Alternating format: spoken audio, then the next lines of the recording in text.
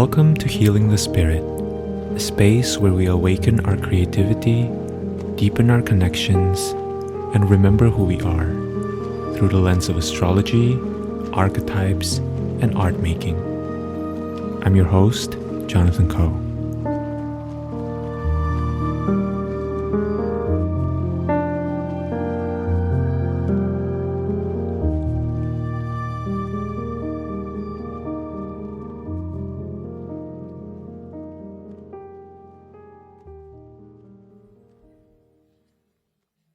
Hello everyone, welcome to Healing the Spirit and welcome to this week's episode.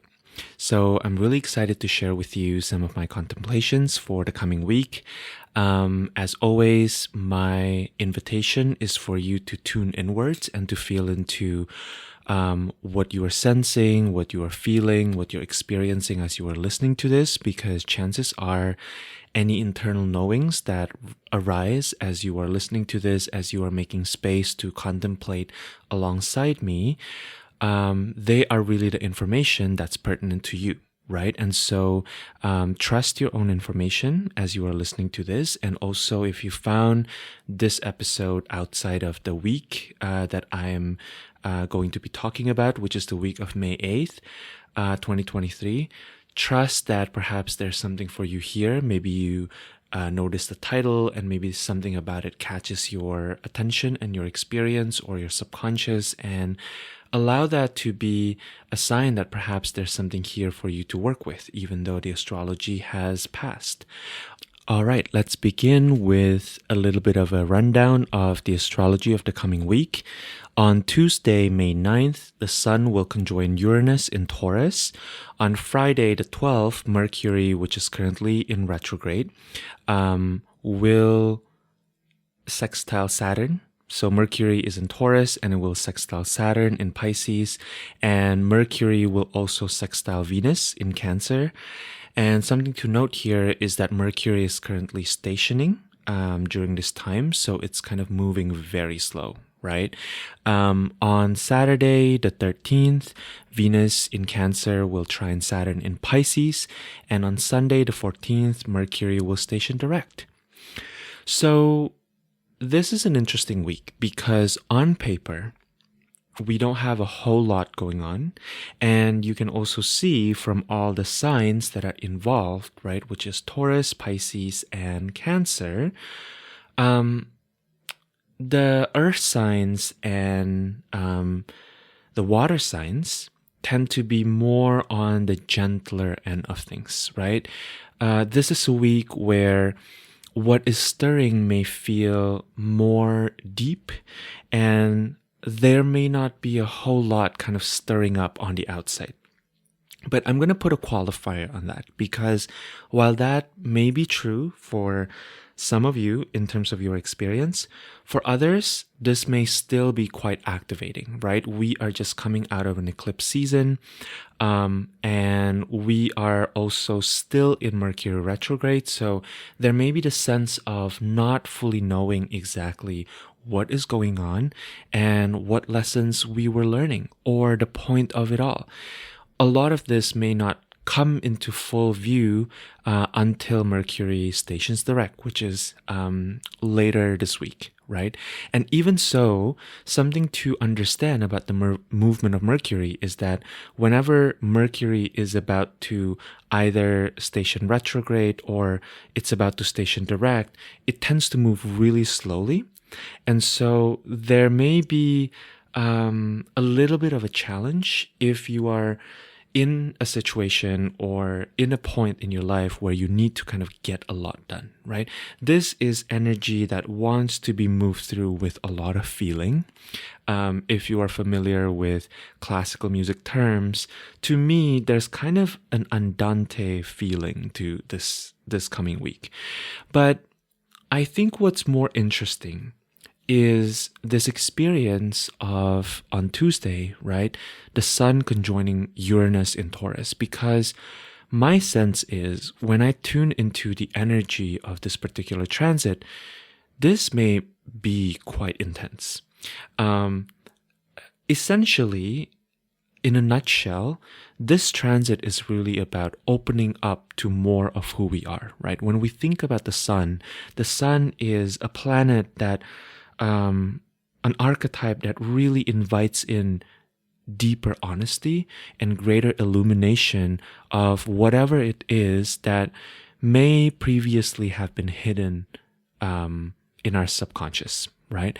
And then Uranus speaks to an element of surprise. Uranus speaks to ultimately inviting in greater authenticity. So to me, this is kind of a mixed bag, right? This experience of opening up to more of who you are can be totally pleasant, and it can be totally unpleasant. It can come more from an external invitation, or it can be more of an internal situation, right? But bottom line is that Uranus tends to bring surprises. And so there may be an element of, oh, I totally didn't expect this to come up. Or I had thought about this, but I didn't realize that the time is ripe for me to finally see what I've always kind of been sensing in its full view, right? With the kind of force that it's appearing in your life. So the experience, at least in my personal contemplation and also in the experiences that I've seen of Uranus transits, even though it's going to be different for everyone depending on your relationship with Uranus, right? Where Uranus falls in your chart, the experience tends to be quite a shock to our nervous system, right? And even if it's a welcome change, you may find that you need a little bit of extra time for integration. This, to me, is a transit that really will invite us to expand our capacity to hold the both and, right? And there's something about it too. Specifically, I'm thinking about how the Sun and Uranus, both in Taurus, answers to Venus, right? And Venus is a very relational planet. Venus is about the ways that we connect with one another, the ways that we connect with our own lives, the way that we connect with what makes life worth living, right? And so this can be a transit that brings up this question of, am I being selfish if I were more of myself, or if I allow more of myself to come through, right? And I want to be clear here. With a lot of Uranian energy, you might find that there is kind of a spectrum to it, right? Uranus, like I mentioned earlier, to me is really a force that wants us to step into greater authenticity. And so sometimes when we have experienced a lot of conditioning that pulls us away from that which is truly authentic to us, we might find that deepening into our authenticity can be a really painful experience. And it can feel like a lose-lose situation, at least in the beginning, because despite our desire, right, to be true to who we are, sometimes the life that we've designed, the relationships that we've designed, may not have the capacity to fully hold the whole of us or all parts of us in our full authenticity, right? And so what do we do in situations like these, right? Especially when we are entangled in relationships or situations or maybe even work arrangements that we truly value, again, value being a Venusian word, right? We may value these relationships, these people, these places, and yet we also feel that there is a part of us that's kind of emerging that wants to make space for more of who we truly are.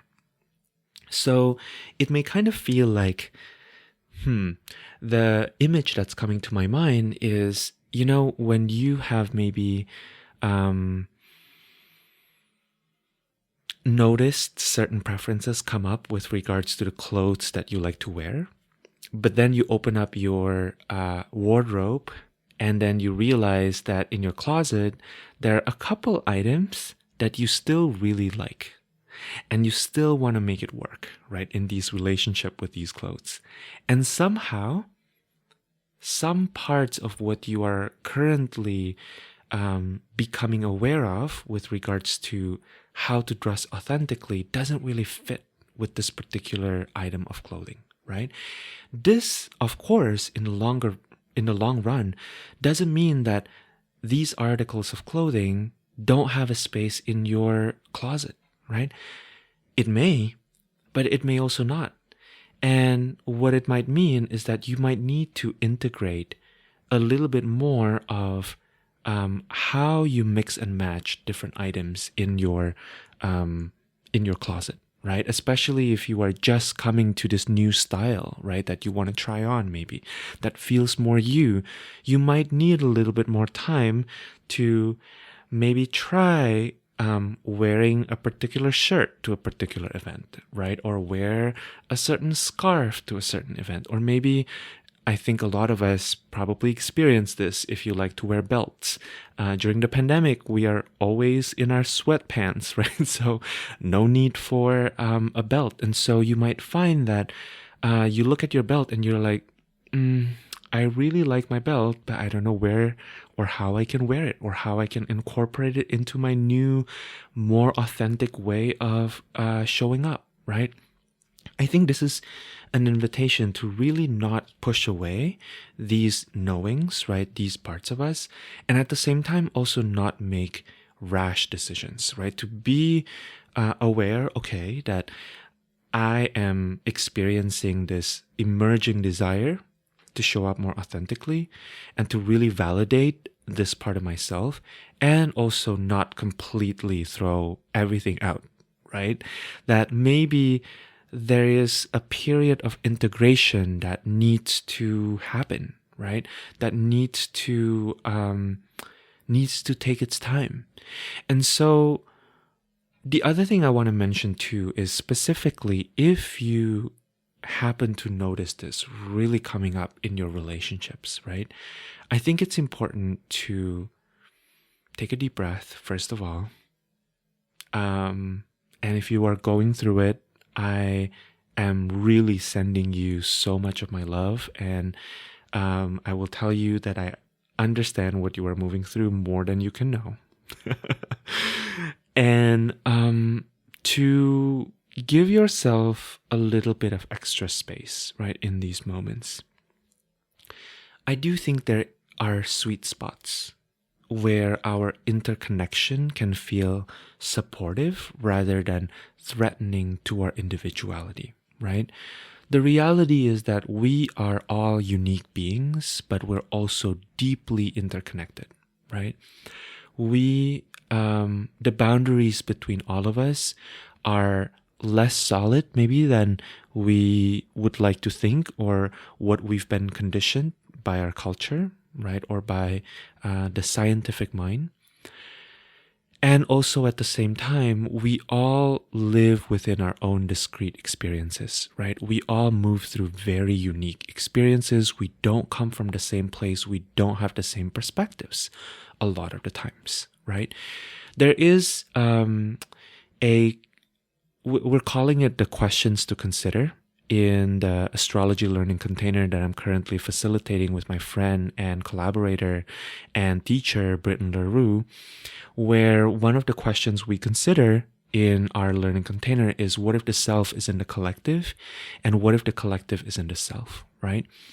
This is a really interesting question, I think, because cognitively we get that. But when it comes to really living that out, right, it may be really uncomfortable.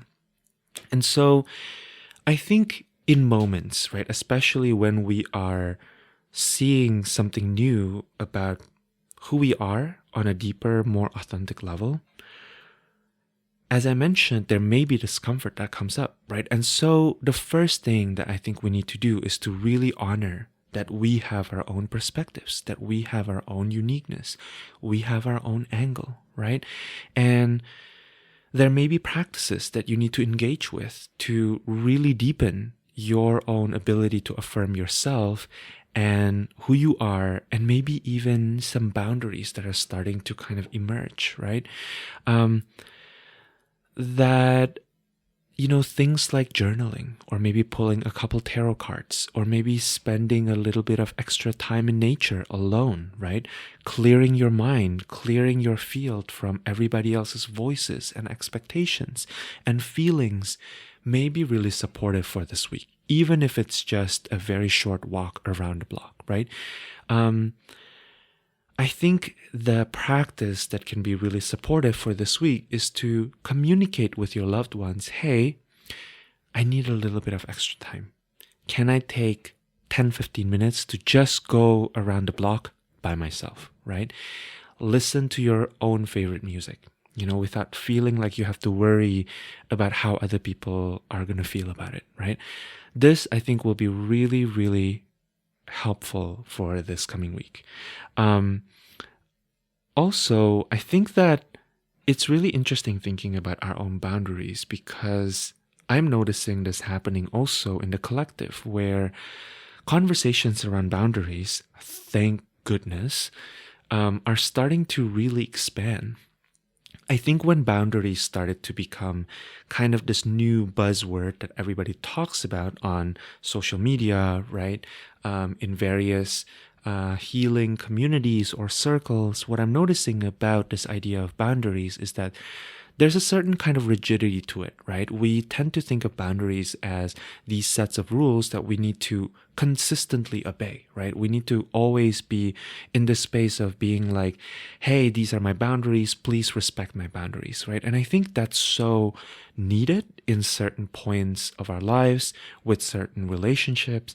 And also, my experience is that part of honoring my own boundaries is also learning how to break my own boundaries. That sometimes, if the real point, if the real end goal of cultivating relationships with boundaries is deeper self-trust, I personally need to also know when to say no to the boundary or the rule that I created a month ago, right?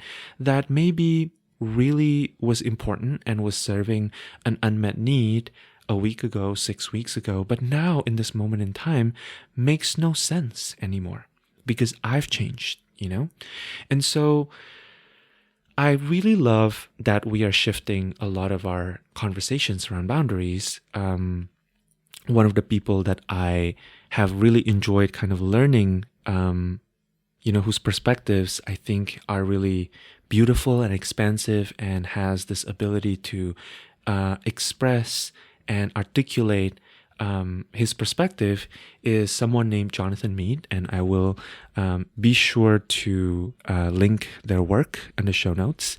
I'm actually making a note right now. And I think what's fascinating about thinking about boundaries more as a felt sensation, as something that's emerging in the body, is that we can invite in greater authenticity, right? And deeper relationships with our bodies, because we can acknowledge that our boundaries may change from minute to minute. And so it's not about creating a set of rules, right, that we have to follow to the ends of the earth, right? To our last dying breath, but rather thinking about boundary as, how do I know that my boundaries are currently being violated? Do I feel angry? Do I start to feel angry? Do I start to feel impatient? Do I start to feel like I want to throw things around, right? That maybe one of the ways to work with your own authenticity that currently is showing up as greater irritation is to understand that the gift in feeling your deeper authenticity is that maybe you need a little bit of an adjustment, right? In the contracts, the relational contracts that you have with people around you. And so I think another thing that I will bring in here is to think about Pisces and Cancer, because Mercury is going to be creating these sextile relationships with Saturn, right, which is currently in Pisces, and Venus, which is currently in Cancer. And I think contemplating on both of these signs it's going to be really helpful for us, because often when we are coming up against new versions of self, or parts of self that are now becoming more apparent to us, when we are coming into greater authenticity with ourselves, we may find that it's a lot more tender, right, for us to renegotiate relationships, to renegotiate the way that we've been showing up. And there may be this feeling of, if I show up as exactly who I am at this moment, nobody's going to like me. Everybody's going to hate me. Everybody is going to turn against me. And so I think it's helpful thinking about Pisces, because Pisces relates to the dream realm, right? And Cancer speaks to the emotional realm, the emotional body. And so I've also been working with, I've been interacting with the work of Catherine Soley and Natasha Levinger both. And they have very different angle to their work. I'm going to link all of these people in the show notes. But Catherine Soley is a teacher of plant consciousness, specifically poisonous plants, and Natasha Levinger, I'm currently in, Natasha has been on my podcast. Some of you who have been following my work probably also knows Natasha. And Natasha is currently hosting, or I guess facilitating, this class called Grounding is Your Secret Power. And in both of their work, I've been realizing that there is kind of a connection to doing dream work, which is something that I'm currently working with Catherine, and doing emotional work specifically from the perspective of grounding, right? Really grounding our emotional body, really staying in our aura and noticing the experience that we are having in different relationships through the lens of our aura. And what I'm realizing, first of all, from the dream work is that when you give yourself permission to work with your astral body or work with lucid dreaming, you start to find that everything is a dream, right? And including your waking life, you're also walking around in a dream, because at some point somebody dreamt this world, before it becomes a reality, right? And our relationships, our contracts are absolutely dreams, because at some point, if you think about maybe a romantic relationship that you have right now, right? At some point, you dreamed about having this romantic relationship, or maybe thinking about family relationships, right? At some point, somebody dreamed in your family about having a family, and voila, right? You ended up having a family. And so I think it's really interesting starting to work with the dream realm, like the dream that you experience when you are going to bed, right? Because you start to realize that the waking life is not so different than the dream life. So I'm going to share a little bit about my experience working with dreams this past week, which is that I have this recurring dream where I'm consistently asked to play the piano by various people from my past, usually. And in these dreams, a common theme is that I tend to either be unprepared, or actually I just don't want to be performing. But somehow it never occurred to me to say no. Like truly, I've been having these dreams since maybe I was in my early 20s. So like over 10 years ago, right? And it never occurred to me that I could just say no in my dream. And a few days ago, when I was working with one of Catherine's flower essences that facilitate more awareness during my dreaming life, more lucid dreaming, I was keenly aware when I was in my dream realm that I was dreaming. And yet I was still feeling really forced or really pulled to play piano in this dream, even though I didn't feel like it, and even though I wasn't prepared, and I knew this was not going to lead to anywhere that is pleasurable for me, right? And then the moment I woke up, this thought came into my mind of like, you could have just said no. And this was so mind-blowing to me, because I realized in that moment that, whoa, I really have not allowed myself to say no. Why is that? And the roots are very deep, right? And also, in the work that I've been doing with Natasha, in her class, Grounding is Your Secret Power, I'm also realizing something about the setting, right, in my aura, or like how big my aura is that feels comfortable for me. And the answer is like, I like my aura really big, which is, I think, part of why I love doing these contemplations or having a podcast, because when I am speaking to the microphone, I feel like I can just totally be myself, you know? And if you don't like this, you have full agency to just stop listening to me, right? The fact that you've been listening this whole time probably means that you kind of enjoy me doing this, you know? And it is also reminding me of the ways that when I was younger, I really loved performing on stage, because I felt like that was the only place in my life where I could be as big as I wanted to be. And I could sense that people kind of like it when I'm big, you know? Whereas in other areas of my life, it wasn't so easeful for me to be so big and shining, right? So anyways, I want to bring this back to my point earlier, because I think something I'm learning from doing work with my dream body as well as with my emotional body is the reality that sometimes our no can be a relief for those around us, right?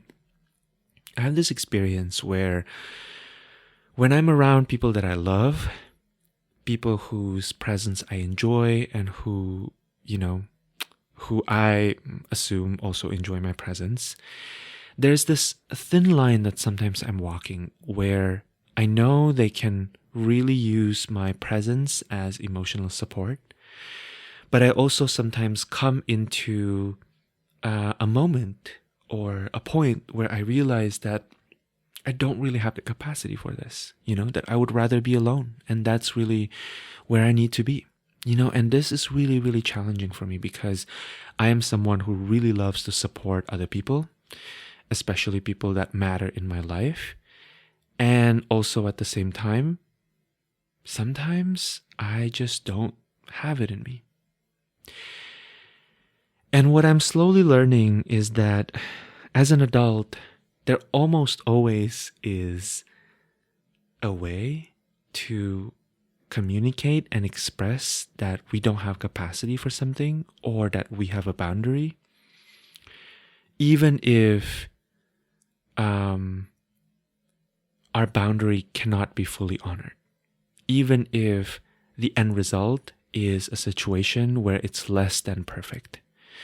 And I think this is where it can be really challenging, right? Because sometimes for a lot of us, especially those who are kind of recovering people pleasers or still recover from fawning, we can really feel like it's so painful to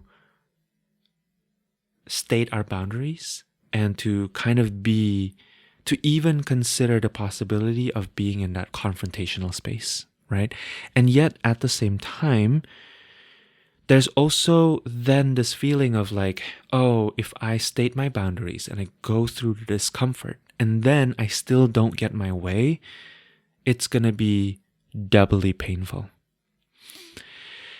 And so if that's where you are, I just want you to know that first of all, I have so much compassion for that, because it's really hard. And I know this. Why? Because I'm also experiencing it.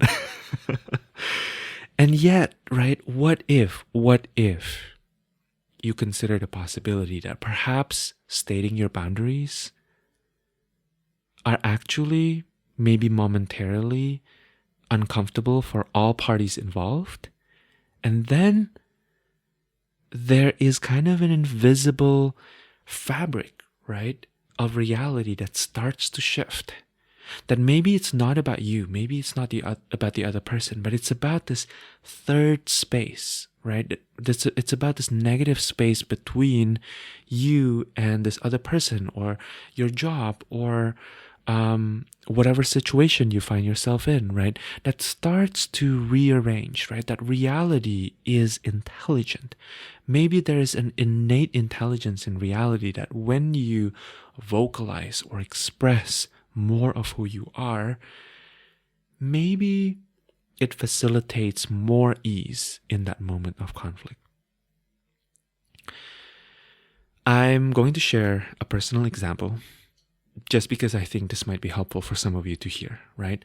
I had this experience with my partner this past weekend where I said yes a couple days prior to something that some part of me kind of knew that this would kind of stretch my time and my capacity a little bit, right?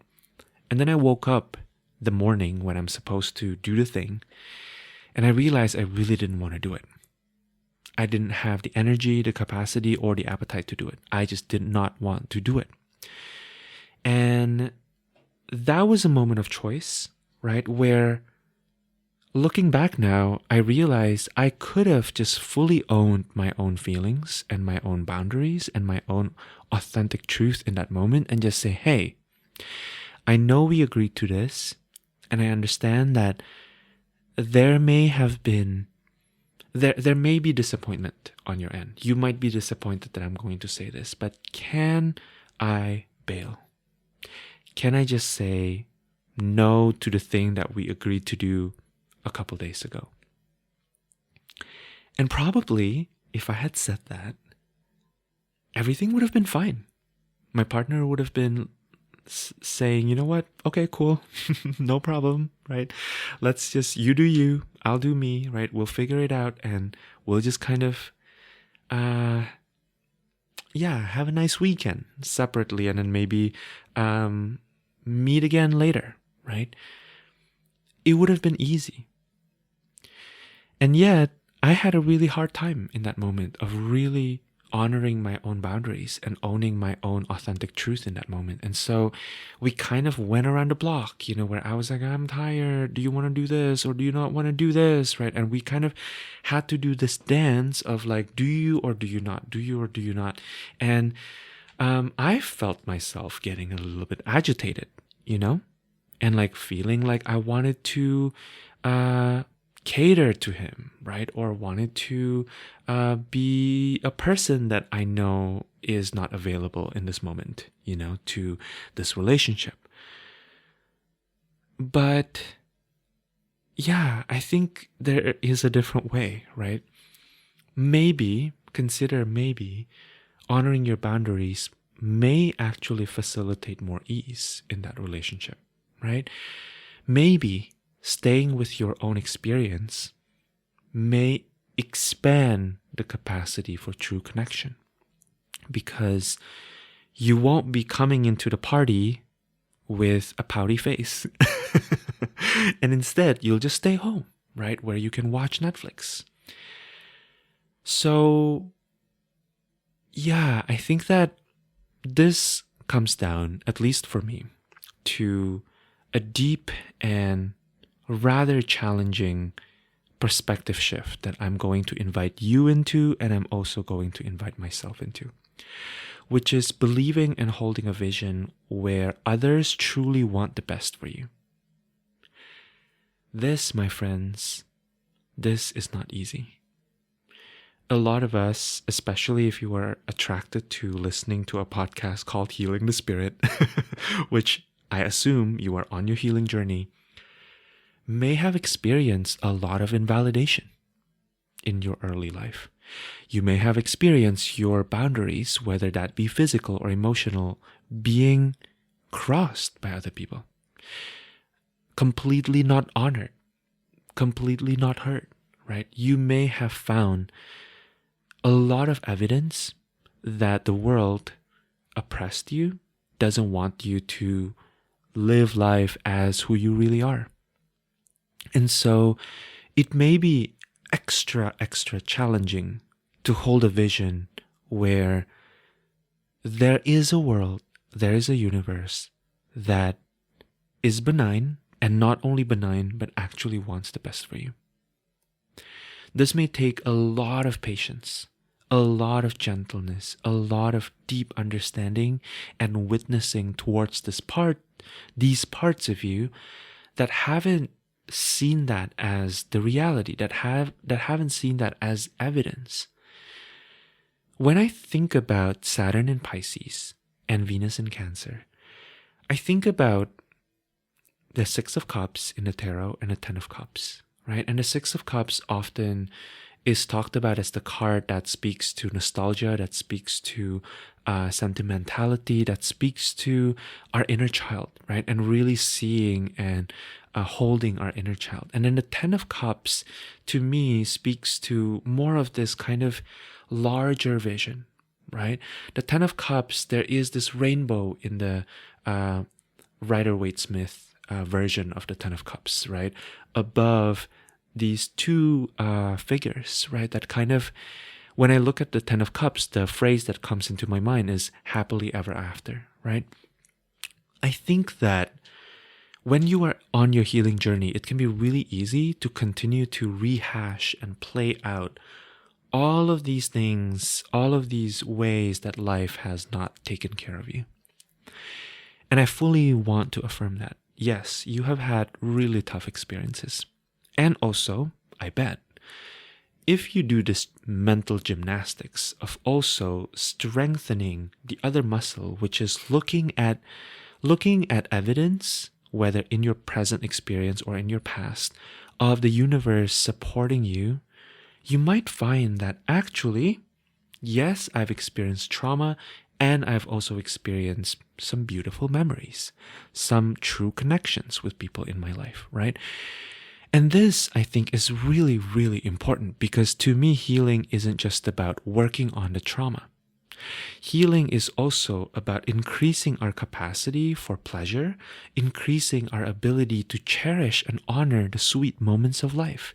And so, if you are noticing over-vigilance coming up for you, when you have the Sun conjoined Uranus moment, right, of like realizing more of you, seeing more of you, right, experiencing more of the both and of the wider spectrum of experience that you are here to experience as a human being. I want you to ask the question, how can you resource yourself to relax your own over-vigilance? Walking the line between detecting your own over-vigilance versus invalidating your own experience is very thin. So I want you to be extra gentle and extra compassionate with yourself around this.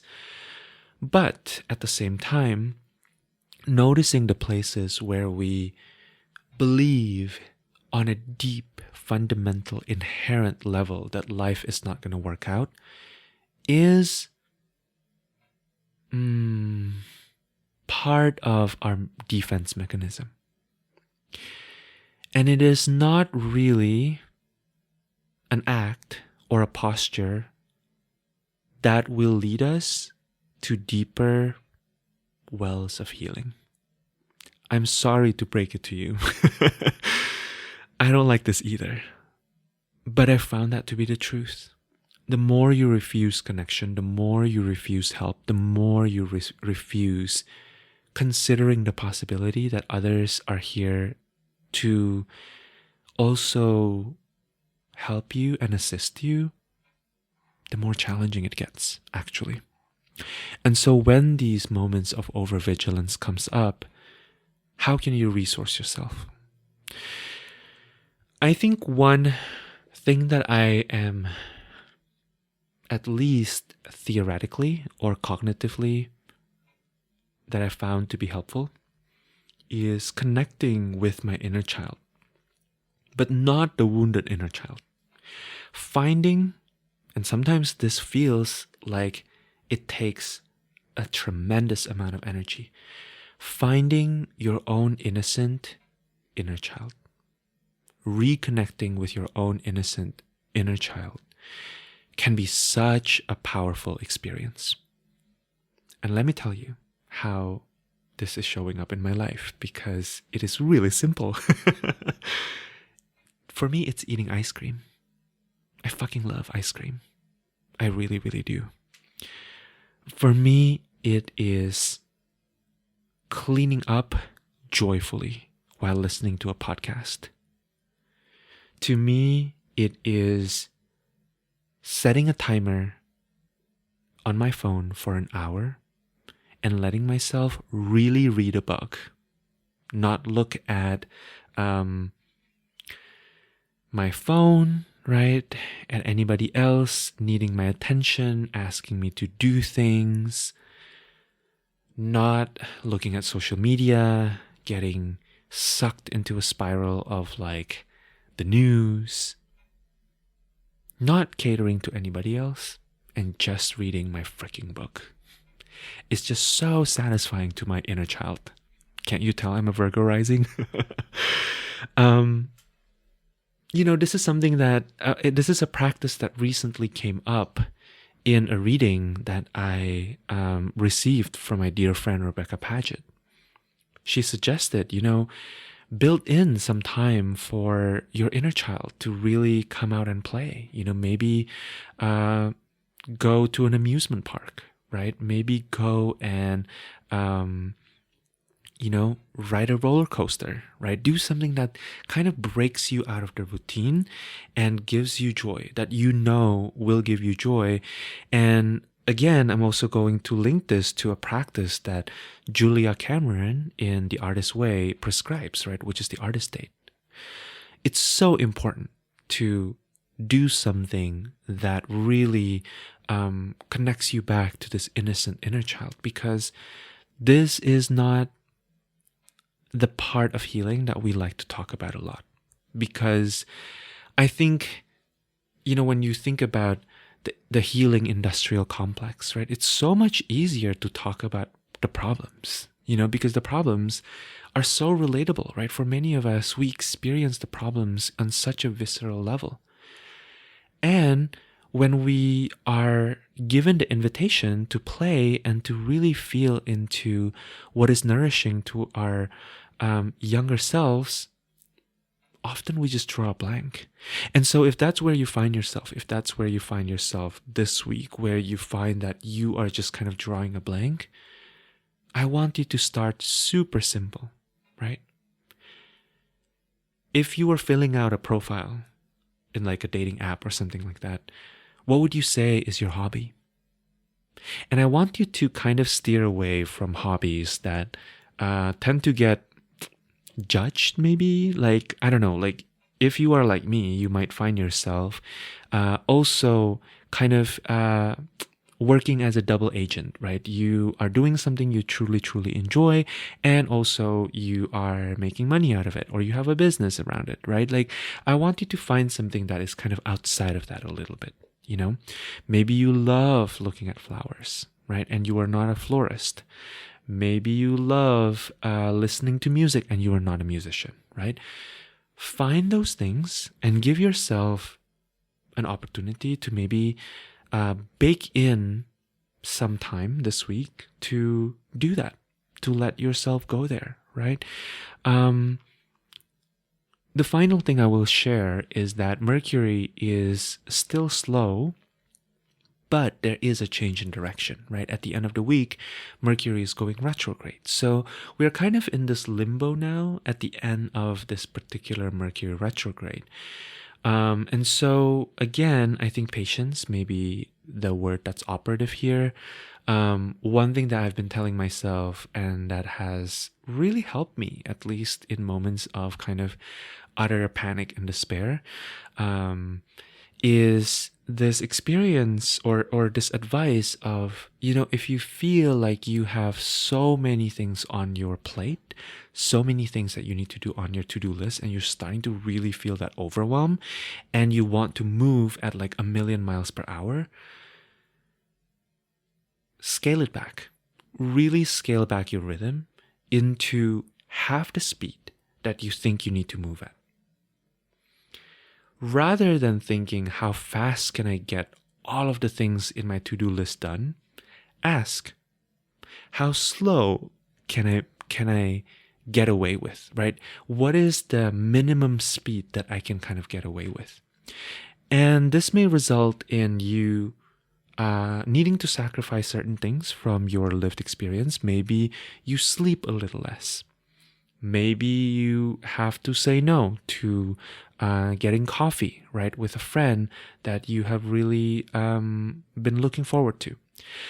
But I think especially when we are overwhelmed, be that relationally or be that with our tasks, and the reason why I mention tasks is because Mercury also tends to rule, these executive functioning in our lives, right?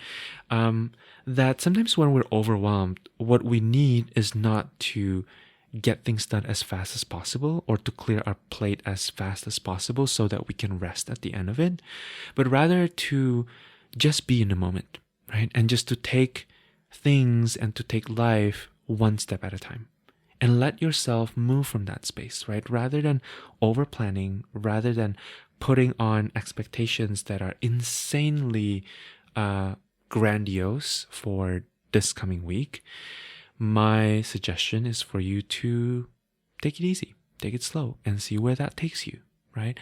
And notice that maybe a couple things that you need to drop from your to-do list, even if you drop it, maybe nobody died. And so, maybe it doesn't need to be done.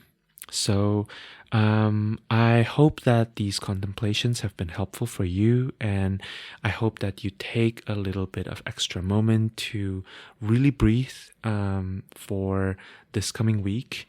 And whatever is coming up with the Sun conjoined Uranus, I know that you've got this. For some of you, actually, I'm kind of realizing now at the end that I'm making this sound like you're going to have some kind of big inner child upheaval. Maybe not. For some of you, this may be super pleasant. You might be realizing something. Uranus is also related to electricity. Uranus is related to revolution. So you might find a brand new way of doing something that is way more efficient than what you've been engaged with prior to this, right? So this may be a solution-filled week as well. And some of that may feel really, really exciting and really pleasurable and supportive. So be open to all of the above. And I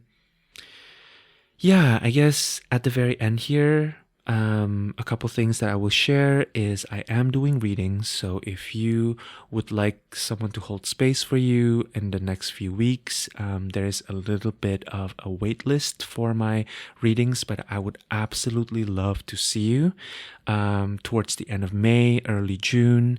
Really excited to be seeing more of you. I have had to slow down a little bit in the past couple months, and if you feel called to receive a reading, reach out to me, and I would be really excited to do that for you.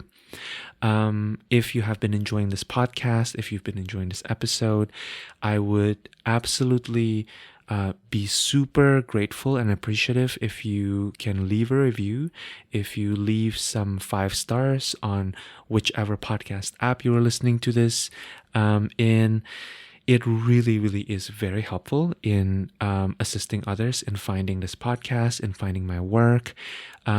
This offering is totally my gift from my heart to yours.